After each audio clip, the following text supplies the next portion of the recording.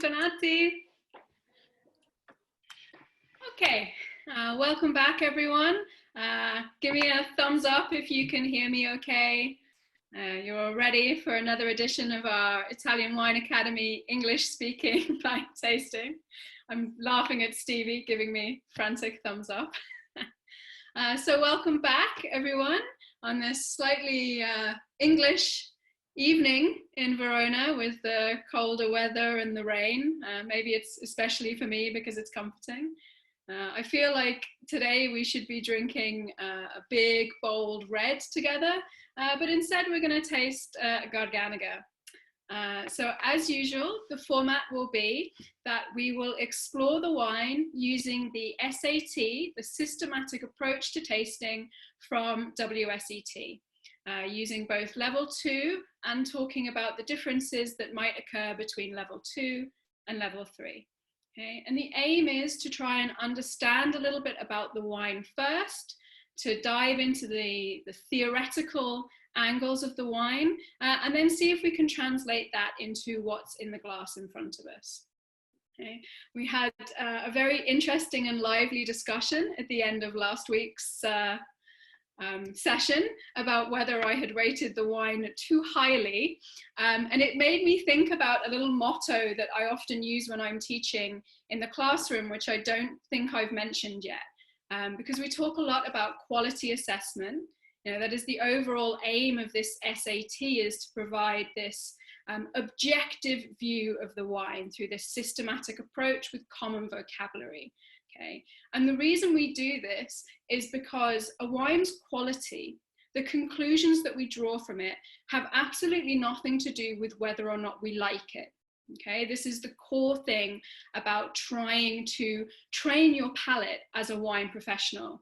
And believe me, I think all of us, no matter how far through our wine life we are, still struggle with this fact.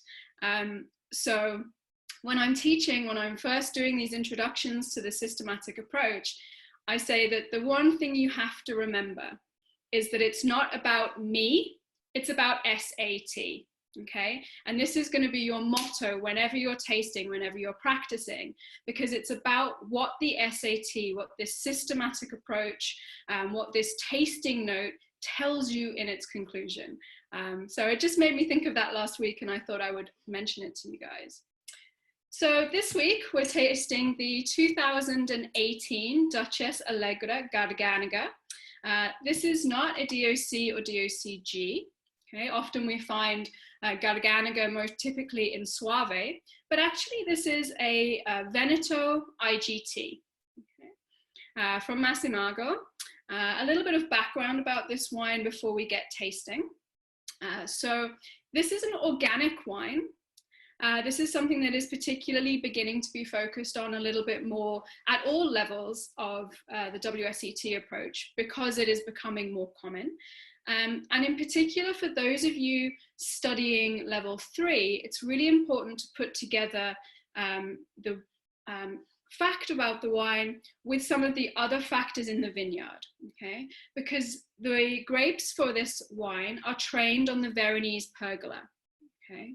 And the training system is particularly important here, okay? Veronese pergola is actually quite a high pergola training system, okay? And those of you who are familiar with the Veneto, as I discovered last year when I moved here, it's incredibly humid, okay? There's a lot of water in the air, and this is terrible potentially for grapes, okay? Because when you have lots of humidity, you can have problems with rot, okay? If you've got water, if you've got dampness sitting on your grapes, particularly later in the season, you know, when you're getting closer to harvesting, then you've got real problems with fungal diseases. Okay? So the fact that this is an organic wine makes it even more important to get it off the ground on these pergola structures, away from that humidity that is sitting around the soil, which is, you know, one of the key sources of water. Okay? So something really interesting to think about. Also, the soils here are limestone, so they don't hold a lot of water. Again, this is really important for this organic production. Limestone tends to be more free draining, for example, than clay. Okay, you would have real difficulties planting in clay here if you didn't have these pergolas, and also if you were trying to aim for this organic production. Okay. So a couple of other things about the wine. 20% of the grapes used in the wine are harvested significantly earlier. Okay, so if we're thinking about this combination between the arc of acidity in a wine and the arc of sugar ripeness, you should know that this means that they're going to have much higher acidity. Okay, so they do this first advance through the vineyard, picking early to have grapes with lots of acidity, and then the other 80% are harvested at peak ripeness.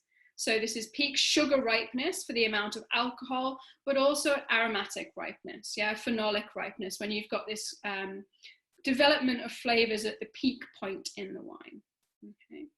Then in the winery, as well as being organic, so you're going to see a little bit less sulfur used than normal other approaches in winemaking. Obviously, you get this less in the vineyard.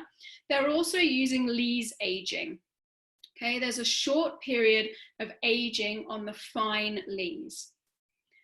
Okay, and the thing that lees give is a little bit of body, a little bit of texture to the wine. We call it rounding out the mid palate. Okay, so it gives weight, it gives texture, it also gives aromas and flavors. Remember, lees are the dead yeast cells, so it gives aromas and flavors associated with yeast. Yeah, so you're going to get pastry or bread dough or the smell of rising bread quite often. The other thing that maintaining a wine on the lees helps with is reduction, oxidation. Okay, it helps guard against spoilage in the wine. Okay, so for those of you trying to connect these theoretical points, particularly, for example, for your essays at level 3, but also for level 2, for bringing the roundness of your knowledge together, lees is very important as a tool in organic winemaking. Okay, because you can't use the same amount of sulfur and other chemicals in the wine. You have to use natural factors in order to prevent spoilage. Okay. So it's not uncommon to see this lees aging, particularly in white wines, which may have issues with oxidation, particularly in organic formats. Okay. So that's a little bit about the background. So let's translate that into the glass before we start tasting. So Garganega itself is a grape that tends to have this naturally high acidity anyway. And we're looking for, in terms of aromas and flavors, your classic level 2 tasting note, okay, for those of you reminding yourself of your level 2, is peach, lemon, pear, and apple. Okay, so this combination of those kind of like apple and pear, but with a little bit of stone fruit. Okay. Stepping up to your level 3, where you're probably going to be looking to write more aromas and flavors in your note, you can also begin to think about this steely, mineral, slightly flint character that you can get with Garganega. Okay. So this is all coming from the grape. It also, because of the acidity, because of the ripeness you can get, is a grape that could have potential for aging. Okay. Some Soave in particular, in the Classico areas, does have this potential for aging. So we'll be looking for those factors in the wine. In terms of the site, okay, we're looking at these limestone soils, which also not only aid with drainage and are generally good for white grapes in particular. We see it very common to have age-worthy white grapes grown on limestone. It also maintains this acidity. Yeah. And then the human factors, the winery factors, we're going to be looking for the combination of flavors. Yeah, so not only flavors coming from the grape, but flavors coming from the lees. We're also going to be thinking about what the lees would do to the texture, the body of the wine. Okay. So let's get tasting. If you've got your glasses at the ready. I have said before, and I will say again, it's really to your advantage to not taste your white wines too cold. Okay. I normally conduct all of my tastings with my white wines at room temperature. Okay. This is how you would take normally your level 3, level 4 exams, is at room temperature, because remember, cold suppresses flavor. Okay. So in terms of the color, it's a classic WSET CPL, clear pale lemon. No arguments on that. Let's have a smell.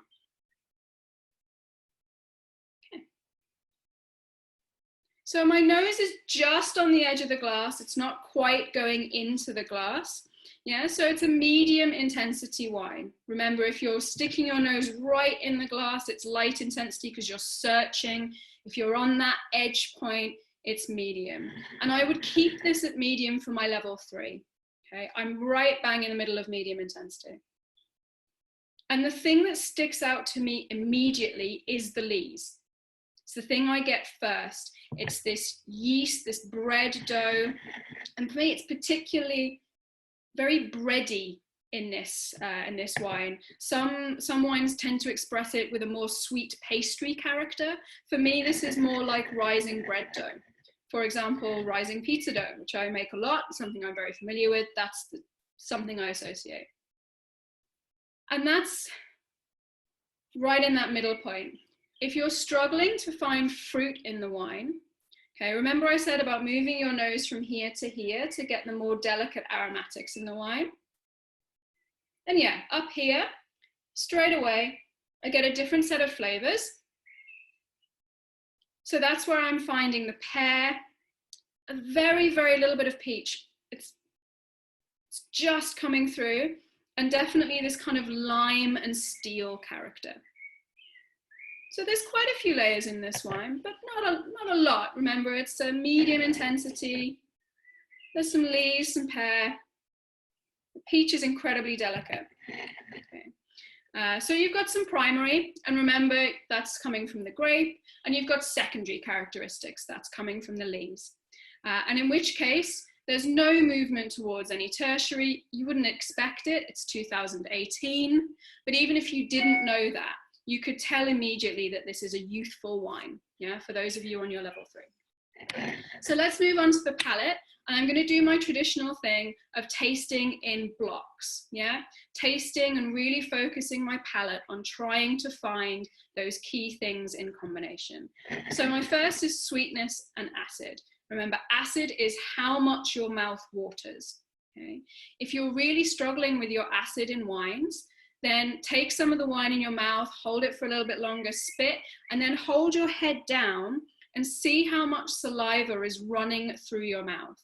It's not pretty, do it over a spittoon if you want to, but it will just help you really identify where that acidity is.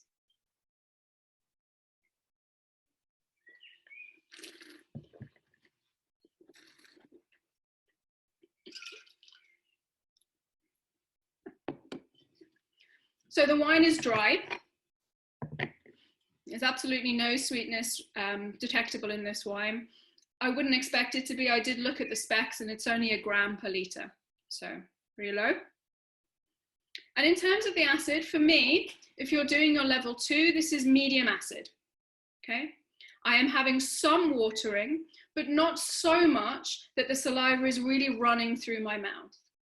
If you're tasting with the level 3 spec, medium plus, okay? It's just got that little bit more. Remember, we talk about the level 3 SAT is allowing you to give some more nuance to your tasting note, okay? So medium if you're on level 2, medium plus if you have that option available to you.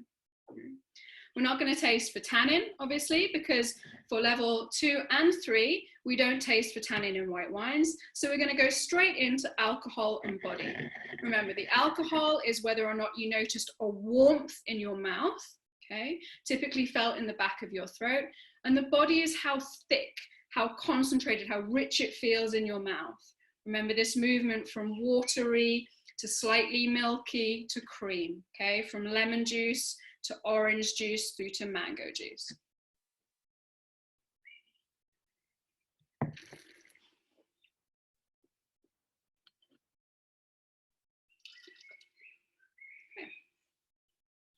No noticeable warmth on this wine at all. This is the textbook definition of a medium alcohol wine. Right slap bang in the middle, and it is 12%, and it's what you'd expect. And in terms of body, remember, we're expecting some body, okay? Despite this acidity, we know that the lees adds body and texture. And we also know that some of these grapes have been picked at that optimal ripeness. So we are expecting there to have been a little bit of sugar that's been turned into alcohol. So yeah, medium bodied on this wine. The lees are really adding that texture, adding that weight, really rounding out the acidity nicely. So I'm going to taste again, and I'm going to do the last three things, okay? Because I find it very, very good to do the flavor, intensity, and the characteristics together, because they're logical. And then when I spit for that last time, I'm really going to think about how long the flavor is lasting.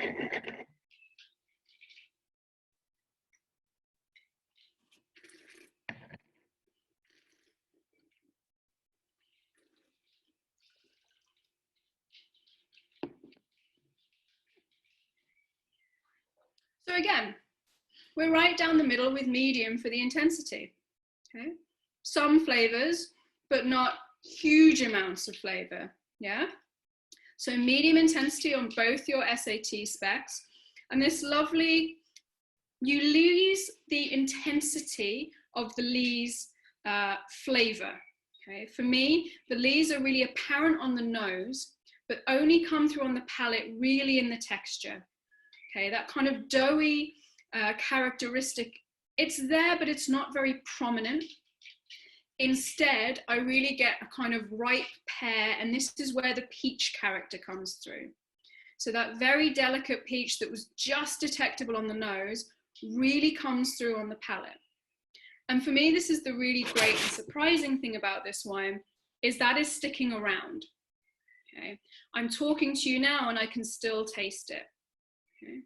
And remember, when we talk about finish, we are looking for the positive characteristics of the wine, the flavors and aromas, not the structural components. Okay. So you're not looking for, is my mouth still watering from the acid? Do I still feel the alcohol? What you're looking for is, can I still taste the flavors that I was looking for in the wine? And the answer on this one is yes. It has got a long finish. Okay. And it's long for both SATs. Yeah, that peach character, when it comes through, although it's delicate, is very persistent. Okay. And again, as you'd expect, primary and secondary characteristics, nothing tertiary. Okay. So what does this mean for the wine in terms of our quality assessment and also for our aging assessment? Remember, we talked at the beginning of the session about the fact that Garganega has this potential for aging. Okay. So this is a big question for this wine, is it going to age? So first, let's think about our Blick scale, okay, our guiding tool for how we judge the quality. Is it balanced? Yes, there is absolutely no component out of balance in this wine. Does it have length? Yes, it does, long length. Does it have intensity? Not particularly. Okay, so if I was marking this, I would probably give it a minor tick in complexity, half tick as they say, in intensity, and the same in complexity. Okay, we have some levels of aromas and flavors, but not so many and not so easily defined. Okay, so 2 big ticks in balance and intensity, and half ticks in balance and length, sorry, and half ticks in intensity and length. Okay.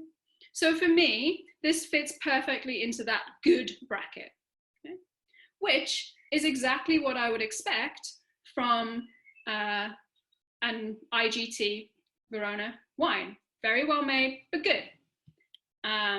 Just picking up a question in the chat.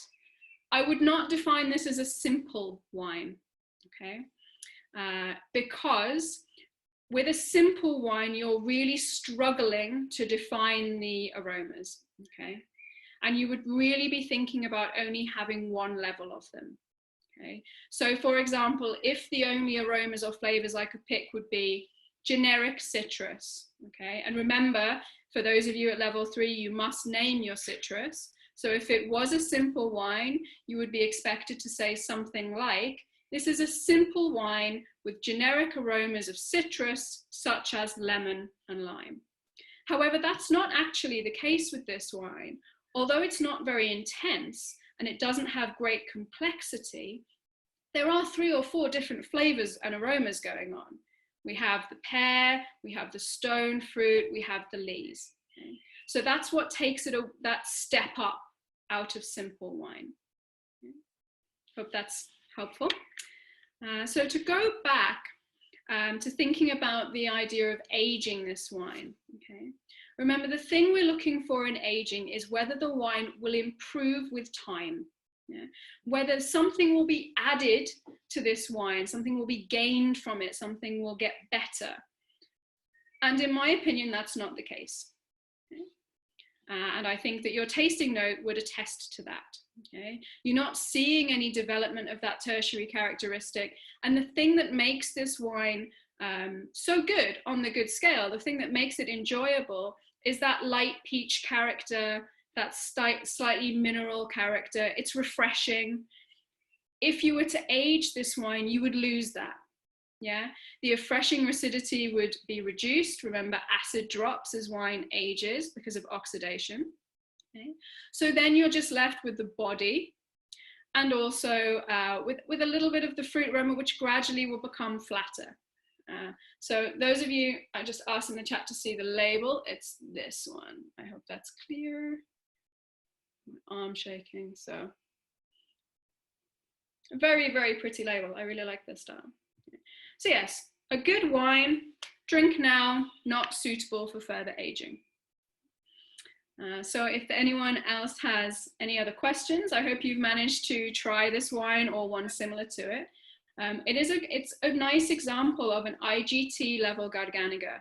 You know, particularly, I like this wine as a teaching tool because we can talk about what they're doing with lees and the importance of this in terms of organics. Okay?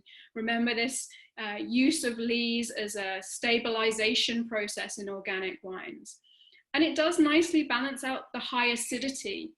Okay? They've deliberately maintained some of that acidity with the early picking, which is important because otherwise just using the lees to stabilize might give you a wine that's less fresh. So yeah, I think this is a really interesting example and a good teaching wine for the SAT. To answer the questions, no oak used on this wine. It's completely stainless steel. All of that character that you're getting, that kind of creaminess, the extra aromas, flavors, that's all from the lees. Lisa's question about limestone, that's a huge question because soils and wine is incredibly difficult to quantify. However, the general overarching approach is that limestone, I can see you, Lisa, I know, we have to generalize, but the idea is that limestone helps aid acidity retention in grapes, can give greater complexity, can allow for greater complexity, and because it's more free draining, it doesn't hold water. This is generally seen as a good thing for grapes. It's also quite compact. So roots have to dig really deep to get through limestone. They have to work quite hard. Okay, so this gives you this concentration. They need to go and find the nutrients further down. And typically we talk about this very broad brush stroke of when a grape is working harder, it tends to be producing better. Okay. Yes, lees is quite commonly used with Garganega, generally, not just organic. All of the grape varieties that have this very high acidity can have lees aging, not because it impacts the acidity, okay? Malolactic conversion impacts acidity, but because it gives extra texture in the wine. So when you've got this very high acidity, giving that bit of extra texture can just give you more complexity in the wine, can make it feel more balanced. Okay. In terms of defining it as typical Garganega, I would say it's typical of Garganega IGT, because Garganega is a grape that can show itself very differently with smaller yields, with different production methods. So for this style, yes, but there is some Soave, for example, that will present very differently, particularly those designed for aging. Have I missed anything? Don't think so. Okay, before we go, the wine for next week, we're going to contrast the Garganega Veneto IGT with the DOC next door in Valpolicella.